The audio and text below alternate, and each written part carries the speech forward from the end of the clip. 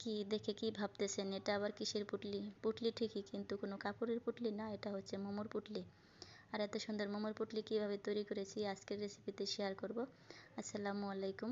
প্রথমে আমি পুটলি মোমোর জন্য পুর তৈরি করে নিতেছি। পুরের জন্য নিয়েছি চিকেন, গাজর কুচি, আদা কুচি, রসুন কুচি, কাঁচামরিচ কুচি, স্বাদ মতো লবণ, ধনিয়া পাতা, পেঁয়াজের পাতা, গরম করে রাখা তেল, মানে পুর তৈরি করতে যেসব উপকরণ লাগে সবগুলো দিয়ে ভালো করে মিশিয়ে এখন দিয়ে দিতেছি একটু সয়া সস। এটাকে সুন্দর করে মিশিয়ে নিতে হবে। এখন এটাকে সাইডে রেখে আমরা চলে যাব আসল রেসিপিতে।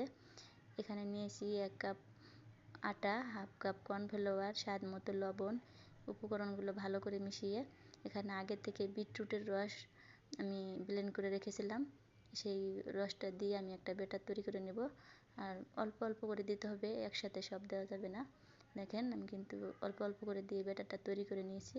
এরকম অবস্থায় আসলে আমাদের ব্যাটারটা তৈরি হয়ে গেছে। এখন আমরা চলে যাব চুলায়। চুলায় আমি একটা প্যান বসিয়ে দিয়েছি। প্যানে তেল ব্রাশ করে এরকম করে অল্প একটু ব্যাটার দিয়ে একটু ঘুরিয়ে একটা রুটির মতো করে বানিয়ে নিতে হবে। আমাদের কিন্তু একটা রুটি বানানো হয়ে গিয়েছে। দেখেন কালারটা কিন্তু অনেক সুন্দর হয়েছে। দেখে মনে হইতেছে কোনো রং বা ফুড কালার ইউজ করেছি, আসলে এটা কোনো রং না, ফুড কালার না, এটা হচ্ছে বিটরুটের রস দিয়ে তৈরি করা হয়েছে। আমার সবগুলো রুটি এরকম করে বানিয়ে নেওয়া হয়ে গেছে। এখন আমরা পুটলি তৈরি করে নেব। আমাদের ভিডিওটা যদি ভালো লাগে তাহলে অবশ্যই বাসায় একদিন ট্রাই করে দেখতে পারেন। দেখেন আমি একটু কুচি কুচি করে আমি পুটলিটা বানিয়ে নিতেছি।